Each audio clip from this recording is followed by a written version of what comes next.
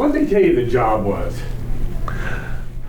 Well, I mean, they didn't really tell me what the job was. There's a job description. When Alfred Savia announced that he was going to be retiring, we thought, well, we've got to do something about this. So the search was put together loosely and then formalized with Thomas Josenhans as our search committee chair, and he did a yeoman's job. I mean, he was just fantastic. In terms of who ended up sending materials to be considered, we had the whole range of ages, stages of careers, experience from national to international experience, all those sorts of things came in.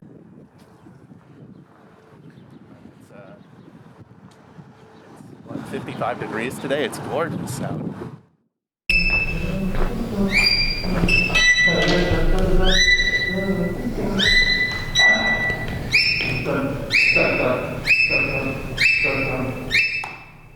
I found out about Evansville during my time at Indiana University, and I heard wonderful things about Evansville, and fortunately I had the opportunity to audition for the position of music director, and now here I am in Evansville.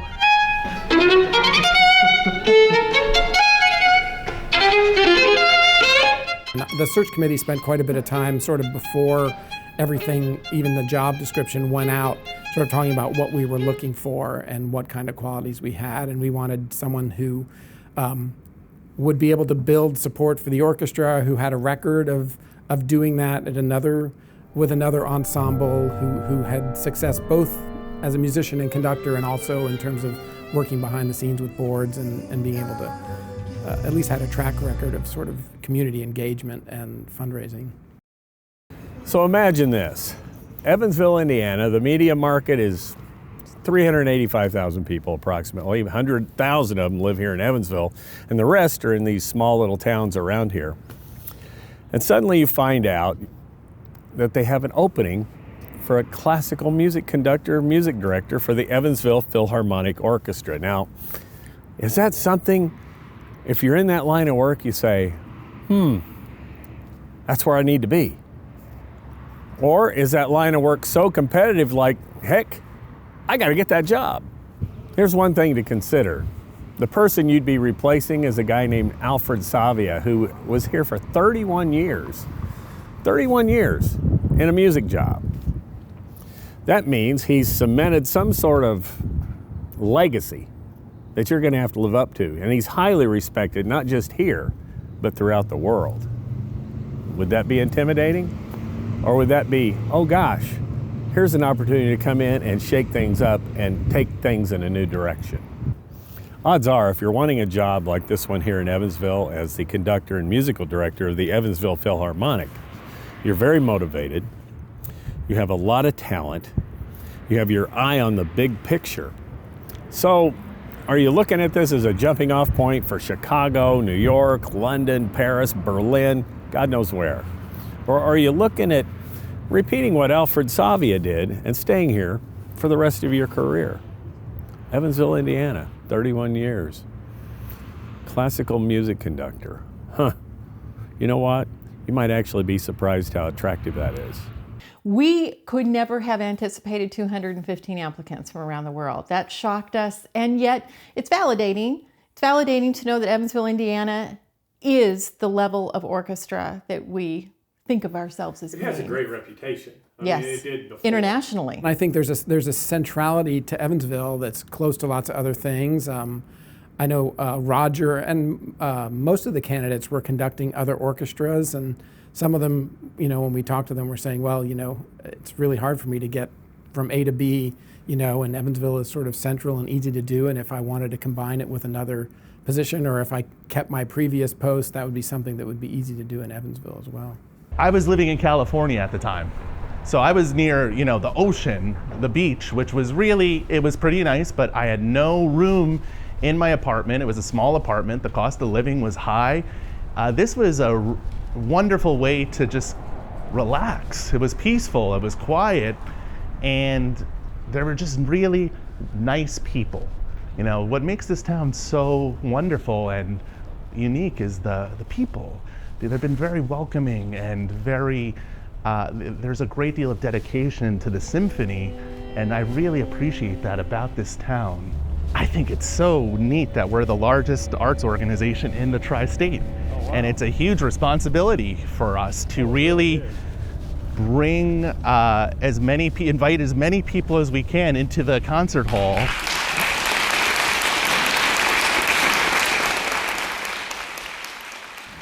I think people might think of Evansville, Indiana as sort of a hicky town, but it certainly isn't. I mean, Evansville's got a lot to offer. I know locals, that have grown up in the tri-state and been in the tri-state, we say, oh, you get sucked in. But there's a reason why you get sucked in. It's comfortable, it's easy. We do have a lot of things to do. Selling Evansville pretty much sells itself. When we once upon a time came here from somewhere else, and Evansville sold itself because it was that right size city. So we sold that right size river city, close enough to the big cities so that you could spring off to get a little culture in a big city feel, but come home to where the living is easy and good, and where you can make music with a terrific orchestra of enormously talented individuals who come from all over to play here, kind of like these conductors came from all over hoping for that job. The city sort of sold itself. We have wonderful local artists that are playing in the bars or playing out at the parks. And to be immersed in all of that just gives you opportunity. It gives you opportunity. And what's really cool is when you mesh all of that together. Big city orchestras have big city boards, lot of history behind them. Our history is wonderful here too, but we have a board that is so excited to have this young new conductor. Really, we're so eager to work with him. He's eager to work with us. It's, I think, a great ideal scenario.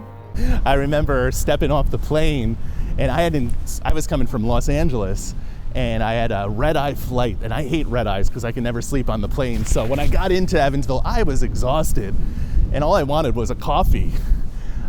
So we went to, I think, a Starbucks in town first. I got my caffeine fix, and then sure enough, it was lunch with the full committee, the search committee. And here I am, I probably look exhausted, and I was exhausted, but the minute, I meet someone, I kind of perk up and I feel re-energized. It's like conducting. When I get on the podium, I feel a sense of energy, no matter how sleep deprived I am. When we went through this process for music director, we were interviewing him, but he was interviewing us too. And you have to have that right fit on both sides for it to really work. And, we wanted to be very open and honest. And our organization has been striving to be as transparent as we possibly can, top down, bottom up, side to side, everything, so that, it's kind of a raw situation where this is what we have. And we want to know what we can offer you in the role of music. And Roger really was in touch with that. You want the community to have a chance to meet the candidates. You want to have a chance to sort of, the process itself is sort of energizing for the organization and for the community as well. Well, who do we want to be in this next chapter of the history of the Evansville Philharmonic Orchestra? And we knew from doing homework that we might not find a music director, a conductor who would stay 31 years necessarily. We were looking for somebody who would take us into the next chapter, help us to bring in a younger audience. That's the challenge of every orchestra on the planet. All of the candidates who reached that sort of final stage had to submit a variety of programs for the committee to consider. And so we saw sort of their list of potential pieces, and we had given them, in collaboration with Kimberly, and budget sizes, different opportunities. And then ultimately, there were discussions with the committee and then also with the administration here about what was possible. From there, though, it was just nonstop. You know, when you take these sorts of auditions, there's no time to rest. You always have to be on. You always have to be 100% there. Every music director candidate had to submit their ideal season. And you go through and you look and you go, okay, well, you know, we've done some of that. Who is this? So I think out of all of them, he made me look the most and kept me the longest in the new things. But he also had that just easy feeling of him.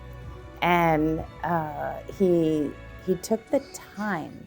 He remembered people's names, which is an art all in and of itself.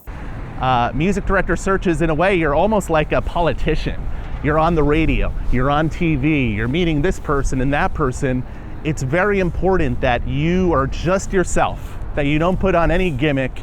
And I will tell you, I feel that I was as genuine as can be. I can't be someone I'm not, and that really got me connected with this community. To have someone see the potential in your city that you see as well is very, very eye-opening. I first met Roger Kalia on the telephone. He invited me up to his office, and then he also invited me to the Victory Theater to set in on a rehearsal, and that was very rewarding. Here's a guy who was born on Long Island. He's played music all over the world. He's conducted all across this country. He's been called a person to watch in classical music. And here he is in Evansville, Indiana. And I'll be honest with you, I thought I was going to meet a fighter pilot sort of guy. And he has some of that in him. But what he really has that got me was he's so genuine, and he definitely listens to what you have to say. And the way he runs an orchestra is exactly the same way. Thank you.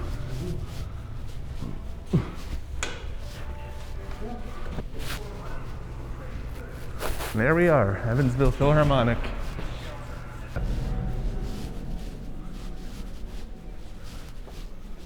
Here we are. And you can see the billboard from my audition is still up there. It's always kind of funny walking in and seeing yourself. That was the last concert before the pandemic hit. So I am just honored that 2 weeks later, everything got shut down. And I still think about that, how grateful and how fortunate I am that the concert was able to happen before everything got shut down. Your main job as a conductor is you got to be an amazing musician. But that goes without saying. What they're really looking for is, I think, personality. How will you fit in with the community? You see a job description, but then when you actually look at the job description, you'll notice a number of different things that you need. You need to be good with people, first of all, a good communicator. That's the first thing. You need to know how to fundraise. So you have to have a good sense of business. You have to know how to teach, be a music educator, work with kids. That's really important points. But you have to know how to connect with senior citizens, talk to the Rotary Club, Kiwanis Club. You're always in front of people trying to get people to support your orchestra, your organization. And that's not in the job description. It's a great space to make music in, this hall. The acoustic is fantastic. It has an old world quality to it. If you look at the seats out there, there's a very vintage look to this theater. It's not a modern type of hall, which I prefer this type of look, honestly. It's more, again, traditional, maybe old world.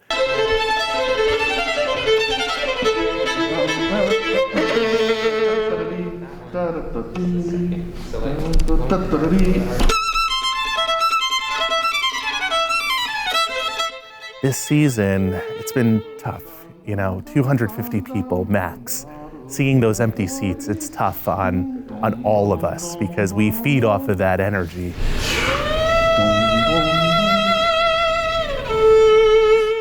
So we're setting up right now on stage at the Victory Theater, and this is not your normal orchestra setup. This is COVID setup, pandemic stage setup. So you'll see the winds are all in these little boxes almost. They're plexiglass, plastic shields separating them. So Numbers-wise, you said this yesterday, but how are we different than the full orchestra? it's a lot smaller, this orchestra. We're looking at anywhere from, on this concert, 5 musicians through 26, I want to say. So one of the pieces has 17 musicians, another one has just strings, which is 15 musicians. So each piece has somewhere from 5 to 26 musicians.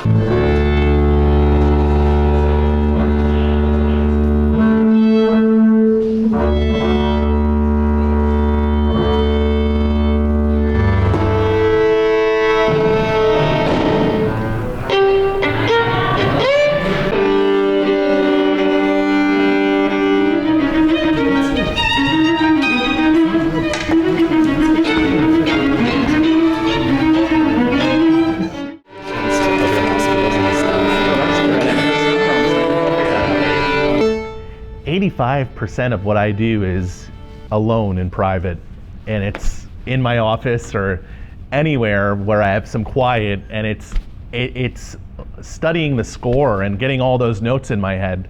You know, a lot of people think conducting is a very glamorous type of thing, but all of the magic really happens in the rehearsal.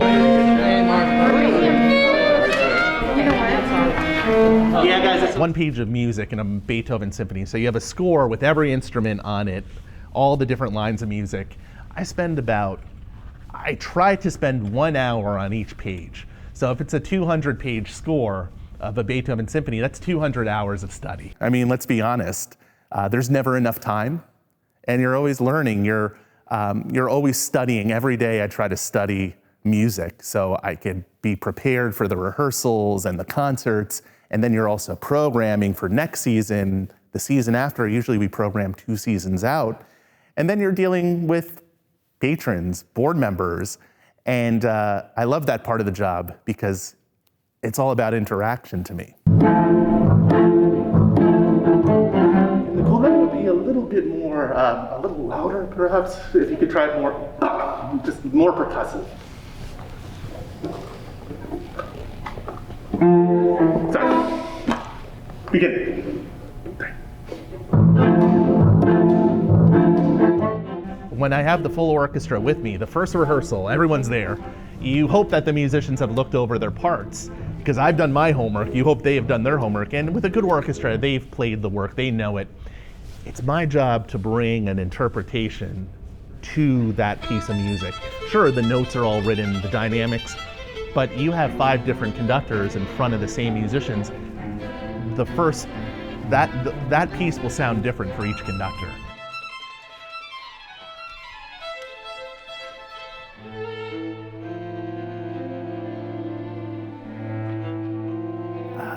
As a conductor, it's all about communication through our gestures, through our body motions, through our eyes, the face. When I'm on the stage, I'm trying to communicate with all of the musicians. It could be anywhere from 15 musicians to maybe 75 to 100 musicians. So this entire space is really, it feels like home to me.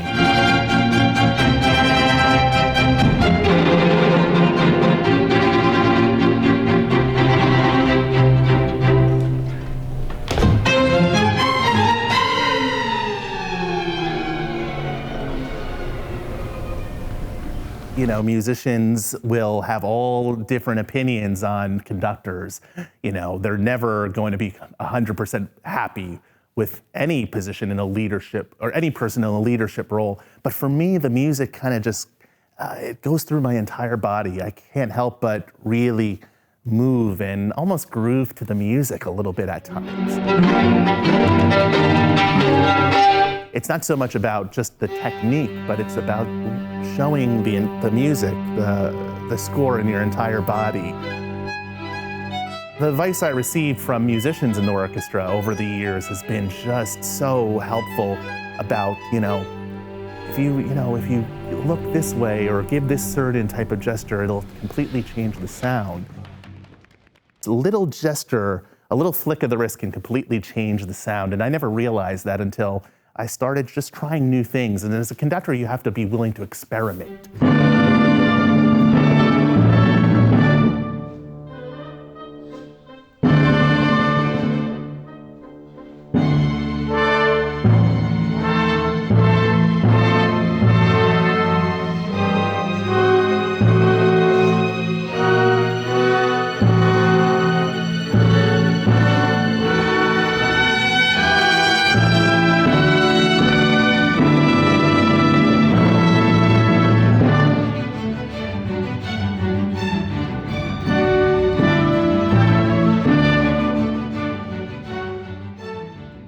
The most important part to this is the people sitting in those seats. So there's just you feel it in the air almost. When I turn around and bow or speak to the audience, it's great to see every seat filled and see that, looking at their faces, I sense that energy if we're doing a good job, if we're bringing the right amount of emotion to the music. And that's what we're here to do, is we're here to change a person in the sense that when they walk into the concert hall, they walk out a different person. That's what the music is meant to do. What do you sense from the players, as you're conducting them? I mean, is it, are they to you, or are they talking to the audience? What are you watching? What are you observing? It's more about what they're producing sound-wise. I think they're often watching each other, because orchestral music is like chamber music. The best orchestras play it as if it's a quartet, like a big quartet, you know what I mean? So it's really important that they're visually communicating across from each other. And that goes all the way back to the brass, who are usually in the back of the orchestra.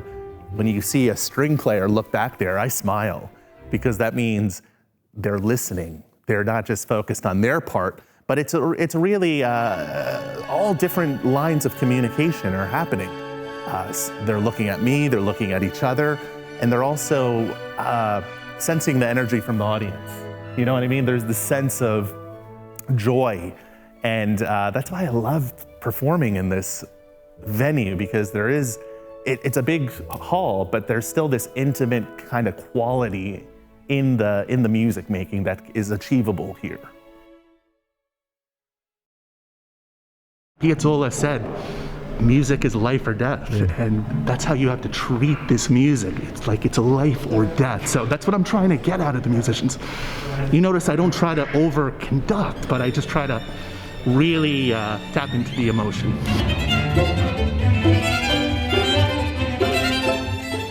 Alfred spent 31 years here, and he made a wonderful, lasting impression and gave what he could contribute to the community with the youth orchestra. I was a member of the youth orchestra at the beginning, and so with opera and with the music that the orchestra played and the artistic level of the orchestra was quite amazing. And so Roger was handed quite a great orchestra, and with his new ideas, we have even more places to go. Well, you're trying to turn a boat that's been going the same direction for 30-some years. I mean, that's a big task for anybody, and no matter how progressive Alfred might have been or not been, changing paths midstream, kind of, it's a big ask. It is, yeah. So, I know. And have people balked a little bit, or are they just bought in? a lot of people have bought into the fact that they want to try something new. They want to get the orchestra out of the concert hall and into the community. The focus on education, I think everyone wants to see us be more connected with the schools, because young people are the future of music. They're going to be our future audience. We have to get them interested in some way.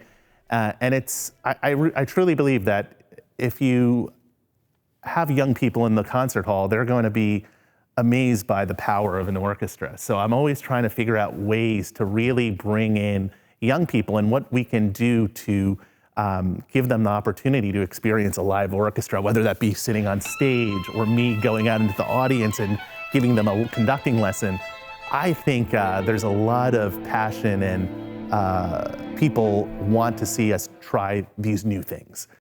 So this here is from my first concert. It's the concert review from the Courier and Press, and I wanted to get it framed because it was just such a special moment, especially with the pandemic happening and all of these different orchestras folding their season and canceling. I said, this could be a really, this is a very special moment, and you'll say Roger Kalia is featured in Evansville Courier and Press, September 21st, 2020, and it was fortunately, it was a great review.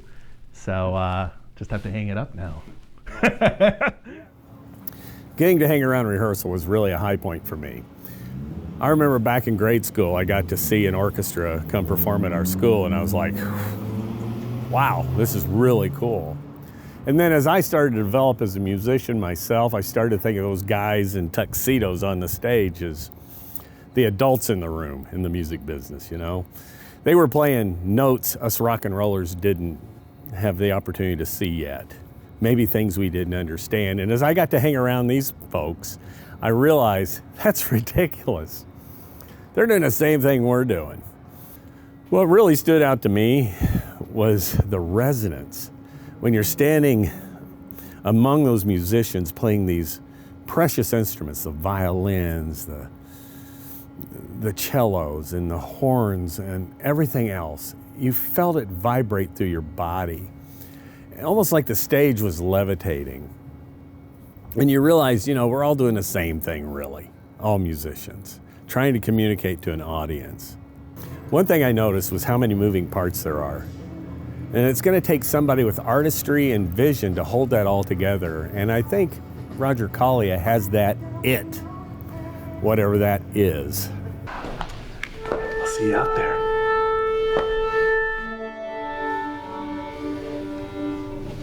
It is my pleasure to welcome Maestro Roger Kalia to the stage.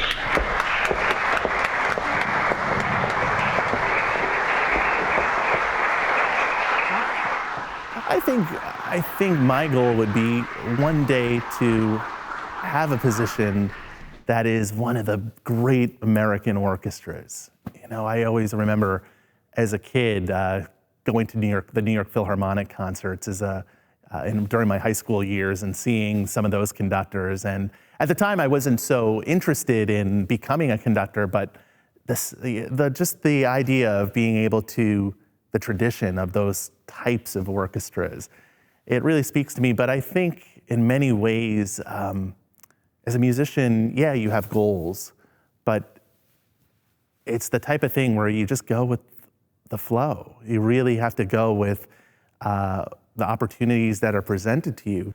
They had over 250 people apply for an orchestra, such as the EPO. And so for me, I want to be happy. I think I want to make a difference in some way and really be able to make music on a consistent basis with people I enjoy being around. It could be a great orchestra, but if there's no personal connection there and the relationship isn't there, I don't want to be there.